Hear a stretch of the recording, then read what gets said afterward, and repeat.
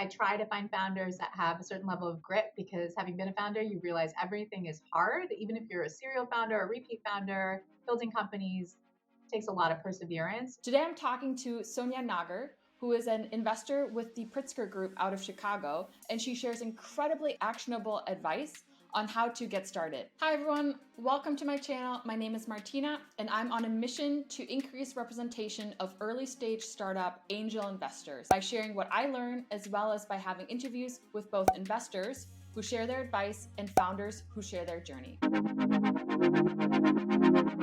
Today we have Sonia Nagar on our show, which I'm super excited about. She is the general partner at Pritzker Group Venture Capital, as well as the investment partner at the Community Fund VC, and she serves on multiple boards and has invested in over 15 companies personally as an angel investor. Previous to the investment world, she also co-founded and was the CEO of Pickie, a personalized iPad magazine that raised over $1.1 million in funding, was featured by Apple as one of the 10 essential catalog apps, and then was acquired by RetailMeNot. So not only does she have the founding experience, but she's also an investor. Sonia, I'm so grateful that you're on this show today. Thank you so much for joining. Thank you for having me. I'm excited to be here. So would love to just dive right in. Tell us a bit about you. Yeah, so I feel like you covered some of my highlights, but I started off in engineering, studied engineering in college, was a mechanical engineer, but was a self-taught programmer. So my first job out of college was at General Motors in the advanced engineering group, doing kind of like mechanical systems and software. I quickly decided that was not what I wanted to do with my life. I went to business school and then joined Amazon coming out of business school in 2008, when they were just starting to launch a bunch of additional categories to books. I was on the team that was launching the clothing category. And then after that was when I left. I did consulting briefly and then founded my startup, Pickie, with two co-founders. That was ultimately acquired by RetailMeNot. And so then I was at RetailMeNot, which was in the couponing space, a marketplace for coupons based out of Austin, and was in charge of the mobile team. And then after that is when I made the switch over into venture capital and starting to invest. I'd always thought that I wanted to be an investor, but initially when I was leaving RetailMeNot, I thought I might be a founder again. And so I started meeting with venture capitalists to talk to them about raising money, because one of my big lessons learned from being a first-time founder was it's helpful to get to know investors over a longer period of time and much earlier than when you need to raise capital. And so I started having conversations. One of those conversations was with Pritzker Group, and they were building out their investing team and asked me if I'd ever thought about being an investor. And so I switched over, and that was 7 years ago. So it's been a little bit of time that I've been on the investing side now. Wow, that's really cool. So Pritzker Group, something that I read about them was that they don't use limited partnerships. Can you tell me a bit about that? Limited partners are people who invest in funds, and then general partners are the people who run funds and will make investments in startups. And so most funds, when they're being raised, will have a bunch of limited partners. Like they'll go raise from 99 people. Usually that's max. For us, it's different. We have two limited partners, JB and Tony Pritzker. They're family members, they're brothers, and they fund all of our investing. Okay, got it. So they're essentially the ones backing the venture capital fund, yes, of our fund. Got it. So what about the community fund? Yeah, so the community fund is a little bit unique. It is a fund that's affiliated with Flybridge, which is a East Coast investor, and it also is a single LP fund, which means Flybridge is the only investor. And it kind of works like a scout model where we have 10 investment partners. It's everybody's side hustle. Everybody has full-time day jobs. This is what they do on the side.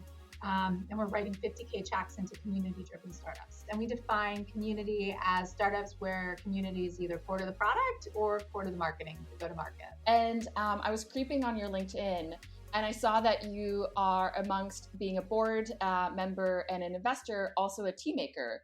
Can you tell me a bit about that? Sure. So during the pandemic, I really wanted to have a project that I did with my daughter. And I kind of felt like I feel like one of the joys of my life has been building things. As an engineer, I got to build things. As a founder, I got to build things. And so we have a shared love of tea. And so we started making tea and selling it on the internet.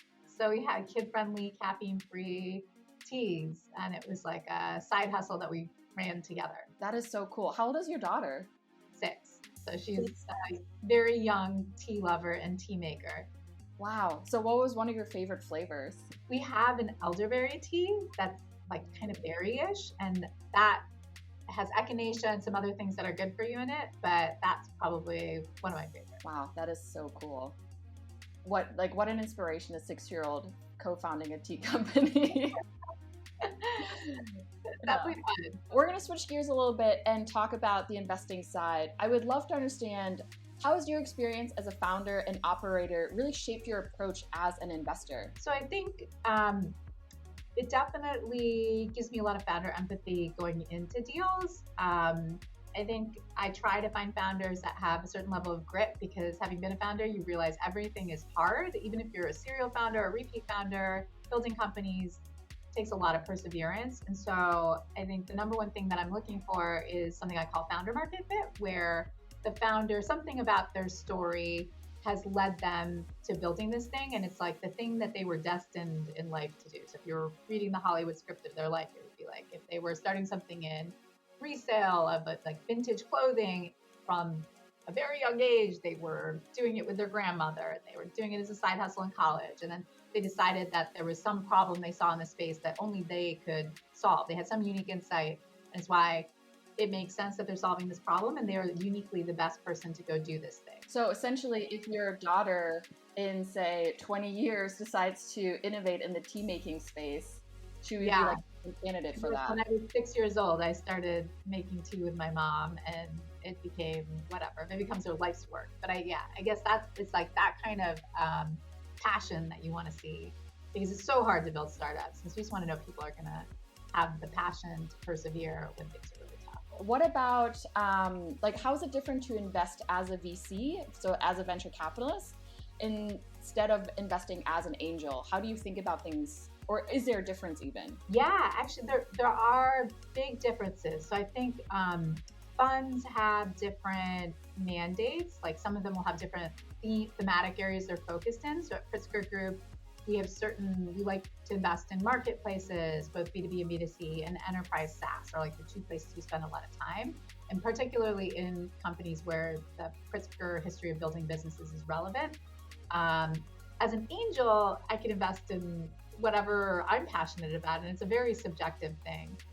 From Pritzker Group, when I'm investing for the fund, we have to look for a certain return profile. So we need to be investing in larger deals. So we're typically investing later stage in Series A, and writing bigger checks. And we need to know that we can return the fund, which means get a 10x plus return off of every investment. Versus an angel, I might be okay if I write a 10 to 25K check and just getting 2 times my money back or 3 times my money back. And so the profile of founders and companies can look a little bit different. What are you looking for then as an angel investor when you are kind of vetting companies? I actually look for similar qualities as I look for at venture, but I can be more flexible in like the category that I'm investing in, and also what I think the return can be, as well as the stage. Like as an angel, I might go super early, versus through Pritzker Group, we really seed and Series A focused, and these days even more Series A focused. But I'm looking for that founder market fit. I'm looking for people who have that grit that I talked about, like the resilience. And then the third thing that I didn't already touch on was the ability to hire. So one of the biggest things that I've noticed in my companies that are very successful versus my companies that struggle a little bit more is that ability to hire great people.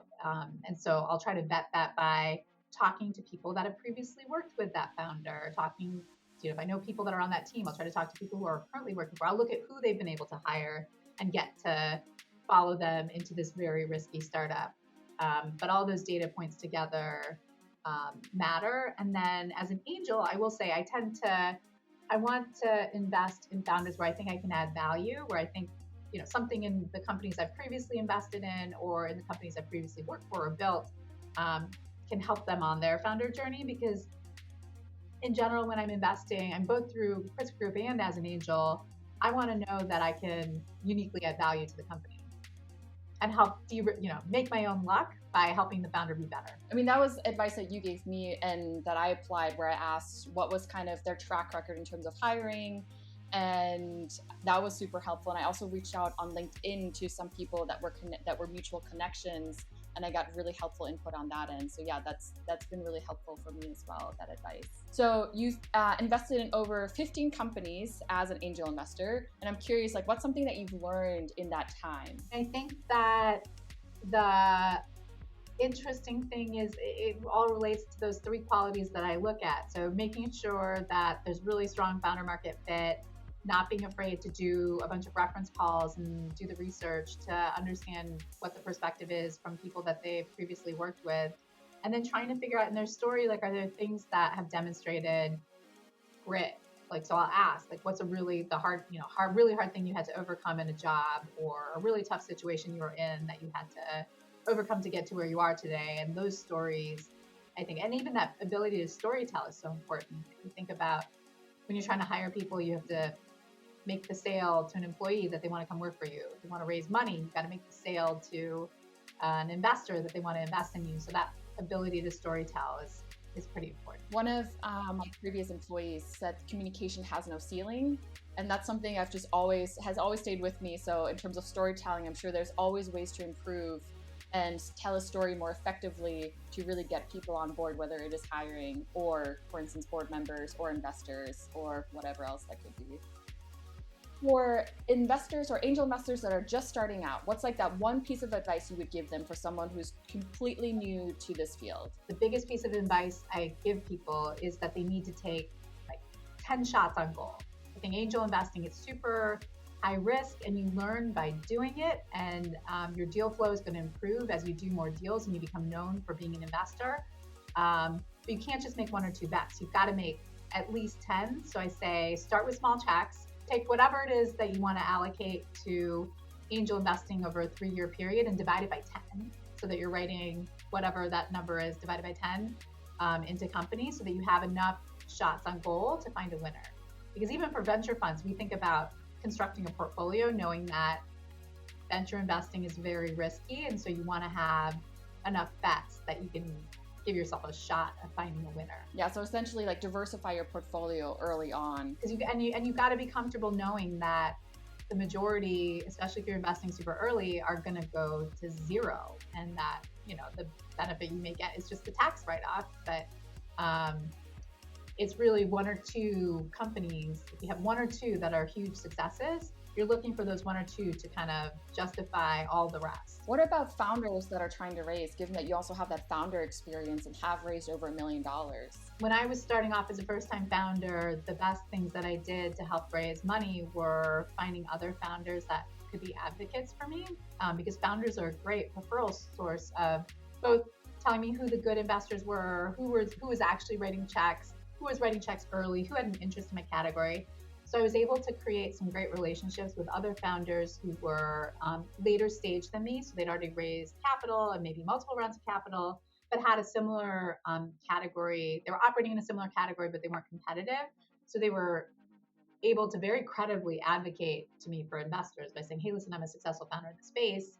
I was almost able to borrow credibility from them when they said, I believe in Sonia and what she's doing. I think it's really interesting.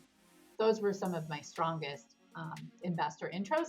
And that also helped me figure out what angels, like the category that I was building in, and could be a good fit for my company. So essentially kind of tapping into your network and leveraging that to get the right introductions and kind of de-risk your conversations going forward. Yes, and be very focused, because the thing that I didn't realize when I was a founder that I now realize as an investor is probably 50%, you could probably whittle down who you talk to by 50% and be more efficient with your time, because there are certain funds, I feel like venture funds don't always do a great job of posting on their website exactly what they invest in from a stage and a sector perspective.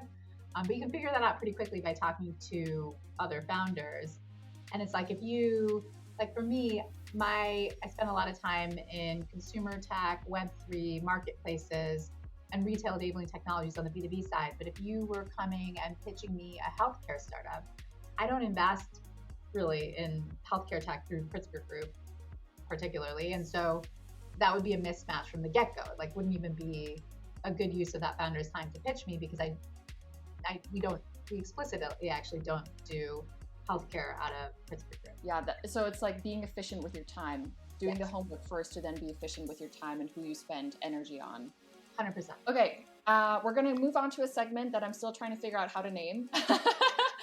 It's, I don't know if you listen to Bigger Pockets. It's like a real estate investing one, and they have a deal deep dive, and I was like, oh, it's such a good name, but I can't use that because there's probably like copyright around it. But we're going to go on to a featured deal, if you don't mind, kind of deep diving around like one that either which one perhaps was your first one that's your latest, one that you're most excited about. So I would love to kind of understand from your perspective, like, what is that company? How did it even come across your table? How did you learn about this new opportunity? So I'll do my first angel investment, which was in a company called Curlmix.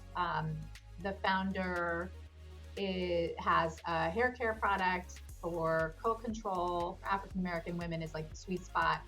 And at the time, I actually had a thesis, even through Pritzker Group, where this is 2019, maybe 2018, about minority-focused beauty brands. Like at the time, there was a ton of white space. It felt like the brands of the past, like Diva Curl, were ancient and had not been innovated on. And while I was seeing a ton of crowding and great exits in the beauty category, many of those brands just were not targeting this customer. So I actually had started telling people that this was a category that I cared about, that was a category I believed in. And so as a result, I was starting to get deal flow. And I think when, you're trying to start off as an angel, one of the hardest things is building good deal flow. The second thing you have to do is decide what deals you do. And the third thing is manage those deals after you've invested and try to figure out how to add value. But because I was putting this thesis out and I was talking to a lot of investors and a lot of founders in the space, I was able to get connected to Kim Lewis from Curlmix. And the thing that I found so compelling about her was she had clear founder market fit. So she was her customers. She basically had started off making this hair care product on her own in her kitchen before moving to a commercial manufacturing facility. She had clearly demonstrated grit in that she was making the product herself. She had established an innovative go-to-market channel. So she was doing something called Wash and Go Wednesdays, where she would film herself and stream on Facebook Live, like her doing her hair every Wednesday. And she had built this interesting following. And so when I met her, I guess it was a little bit of making my own luck in the sourcing side, because I had clearly had a thesis and I knew that I wanted to invest in this category. And so I was able to get the introduction there. She was the very first angel check. I'd done checks through the venture fund, but I'd never written a personal check before. She was the very first check I wrote, because when I met her, I was like, I remember when she walked out, and I just couldn't stop thinking about the deal and how she had demonstrated a ton of grit and had accomplished so much on so little capital. I was like, I knew I had to back her. So that was my first angel check. That's really incredible. I am always so impressed by people who kind of take the leap from trying something on their own and then going commercial with that. So what stage of a company did you kind of get in at? So at that point, she was, I would say, at the seed, what I call the seed stage. So she had some revenue. So it wasn't pre-revenue, and it was had some customer data and a track record.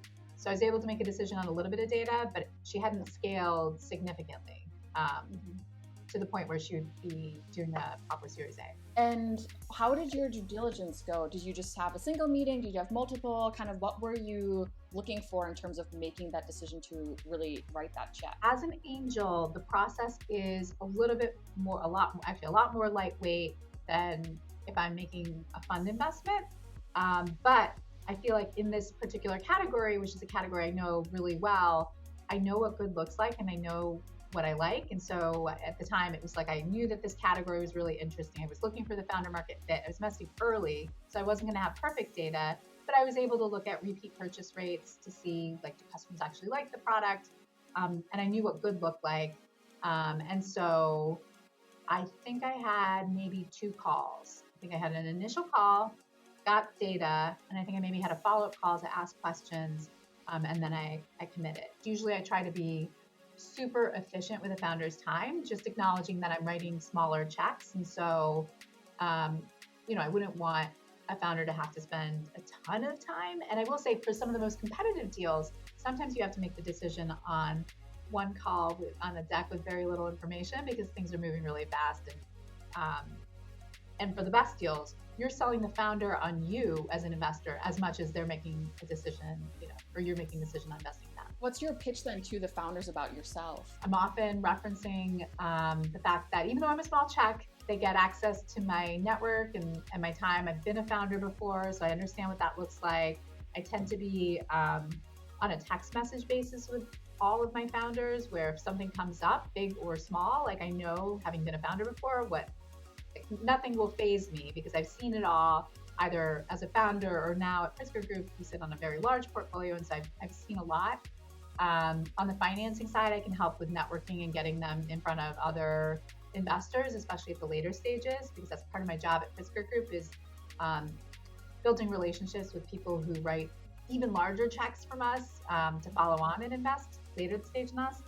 And then I also pitched my network now. I have a pretty large portfolio, so depending on the category, I probably, I've tried to be focused thematically when I'm angel investing still. And so I have a couple of categories that I spend a lot of time in, like consumer goods. I have a significant number of investments I've made there.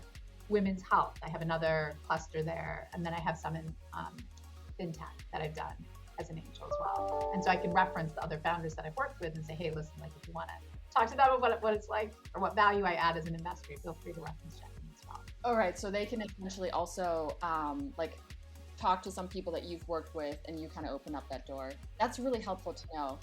I need to remember that. I'm glad we're recording. Yeah. So let's move on to the financial side of the deal. What was the valuation and what did you negotiate in terms of the terms? So that one was convertible debt or a safe note. I just don't remember. I don't know if the founder is sharing the terms of all her rounds yet, so I don't know if I can share that, but it was a very reasonable valuation.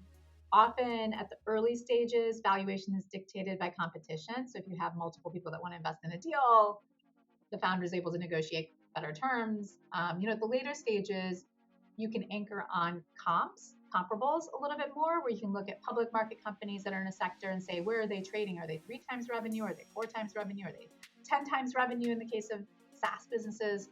And then you can also look at where other deals have gotten done. So once you have a history of doing a lot of deals, you can say, okay, for companies that are at a similar stage where they're doing $1 million in revenue or 10 million in revenue if you're doing later stages, what valuation ranges have you seen? So that's kind of the checks I do on valuation. And honestly, as an angel, I'm typically not negotiating terms because the lead sets the terms. So there's usually a lead investor or a larger angel investor that is setting the terms. And most of the term sheets I look for vanilla term sheets. I will say that in the regard of, there's a Y Combinator safe note that's pretty widely used. There's pretty standard terms in convertible debt term sheets where, I like to see a cap that's set and a discount that's set, and then everything else should look pretty vanilla. And then for equity financing, those get a little bit more complex, but that's where you're looking for the price per share to be pretty, nothing weird is what I'm looking for. And I guess that's easier for me to say, having done a lot of deals where I've looked through a lot of legal documents. But you could talk to the lead investor and ask them, is there anything non-standard? Because the lead investor is going to hire counsel to represent all the investors that are coming in that round. And company, they have a reputable, and you can ask them who's legal counsel for the lead investor. If it's Gunderson or a Cooley, one of these firms that do a ton of work in the startup space, then you feel a little bit more confident that things have been vetted. But for me, I'll look, I'll actually read through the documents and make sure that nothing is weird. That's good to know.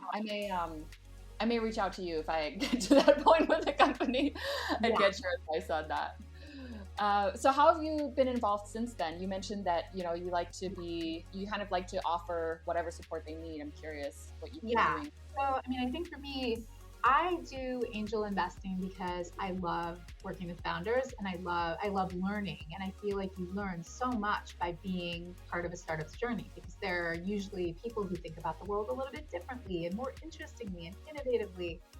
And so for me, that relationship is important because I'm not just doing it for the financial reasons. I'm doing it because I love the sport, and so I try to use a pull versus push relationship where it's whatever the founder needs, I'm there for. So I don't actually have a set cadence for my angel investing. When I come in through the fund as a larger investor, then we're involved in board meetings and we're doing monthly catch-up calls. But for angel investing, it's definitely more like, what does the founder need? I got great advice through one of my partners here at Pritzker Group that the bar for being a good investor is actually really low. Like, you just have to be a good human. Every founder usually sends out monthly or quarterly update emails. And if you just respond to those emails, you're better than average. And I remember this as a founder, I would take all this time, I would write these monthly updates. Everybody always tells you as a founder to put your asks up front in the email, like, here are the 3 areas I need help. Maybe 2 or 3 of my investors would respond to those emails. Maybe on a good day. Sometimes you send it out and you get like 1 person responding out of like 20 people that had invested in my company. And so it's like, as an angel investor, start there by just, founders are super busy. You don't want to take a ton of their time. They are literally telling you where they need help. I make a point to always respond to those emails, to A, acknowledge that I received the email at the very least, and then B, try to be helpful on at least one of the points, something that they brought up. Like, be thoughtful in the response to the email. Essentially, just let them know that you're there. You're there and you can help.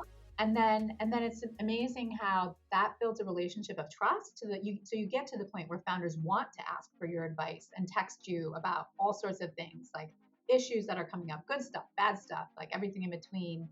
And that's where you build the real relationship, where for me, I'm able to scratch the itch of like learning by being part of the journey and then getting all that education of, here's how things are going. This is really, really helpful. So I am curious then, it was Curlmix, right? Yes. Yeah.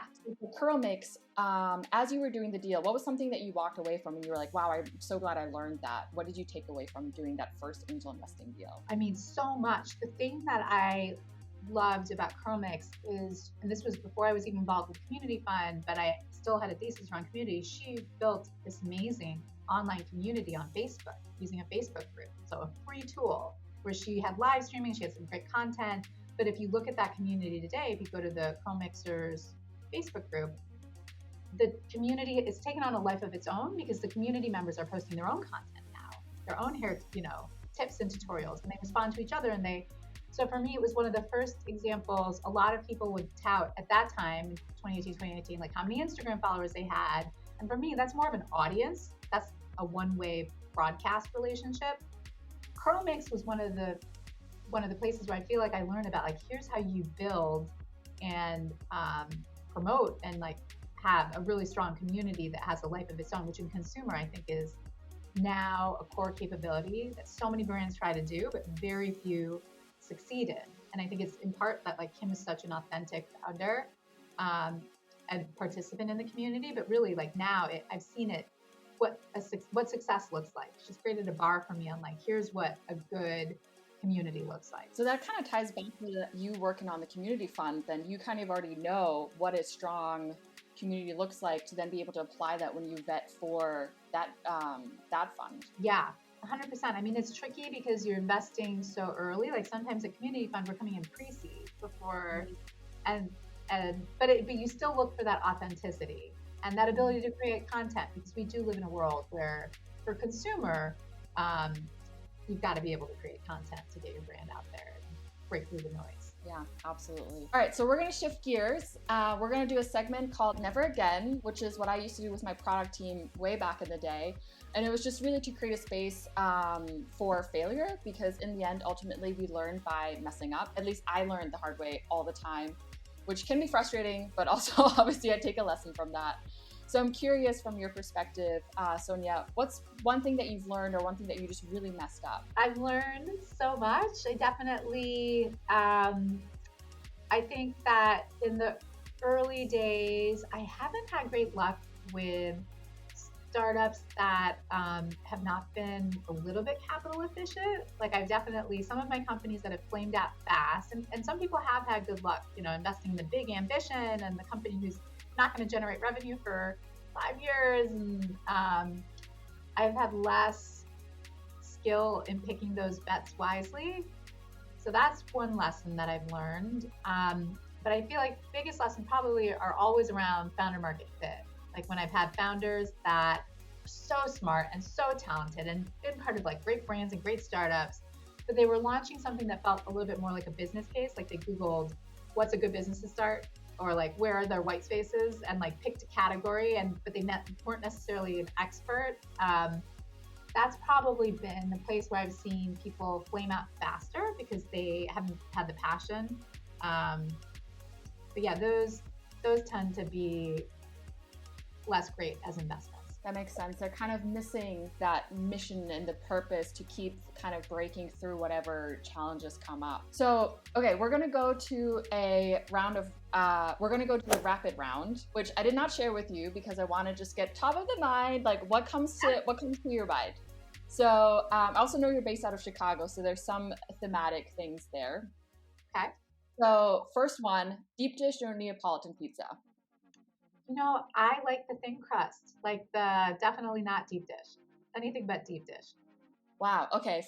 From someone, I know. But I grew up in Michigan, and I feel like Michigan deep dish was less of a thing. Okay, that's fair. That's fair. TikTok or Twitter? Ooh.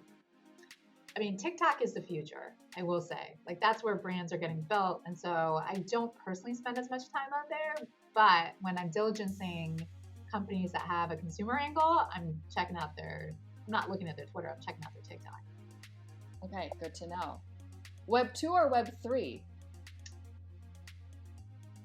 Depends. I mean, I love Web3. I think it's so fascinating and interesting. So I'm spending a lot of personal time and fun time in the space. So I would say Web3 is more interesting to me. Web2 is probably where the next 10 big investments I make will be, but Web3 is definitely very interesting to me. That's fair. Pre-seed or flaxseed? Ooh, pre-seed. I'm not a healthy eater, so flaxseed is not in my vocabulary. Pre-seed, I hang there. Any other seeds in your vocabulary? Pre-seed. Well, I mean, just regular seed rounds too. Pre-seed and seed. Okay, we're staying away from all sorts of edible seeds then. All the seeds, yeah.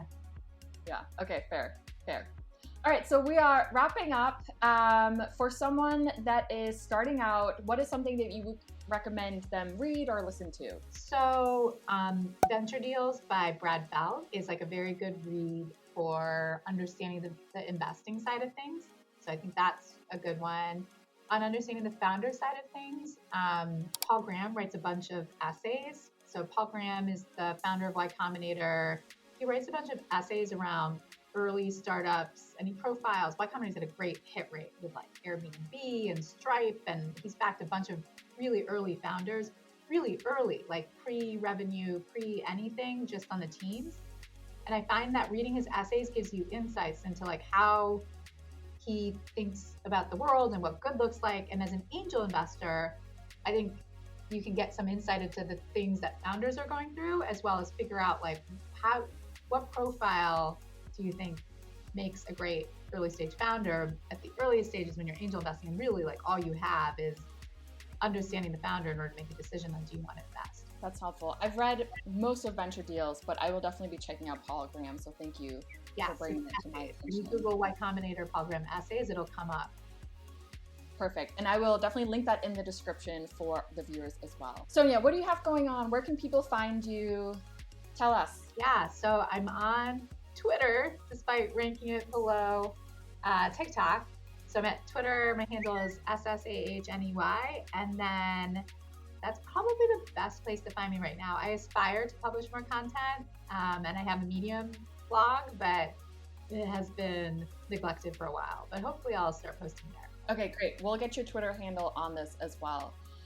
Well, that's all we've got today. So thank you so much, Sonia. I learned so much again, and I really appreciate you taking the time. This was really great. Awesome. Thank you for having me, and I hope people watch this and more, especially more women and minorities get involved in angel investing. Because one thing we talked about is that a lot of times on cap tables, which is the document that records every investor that's coming into a deal, I don't see a lot of women.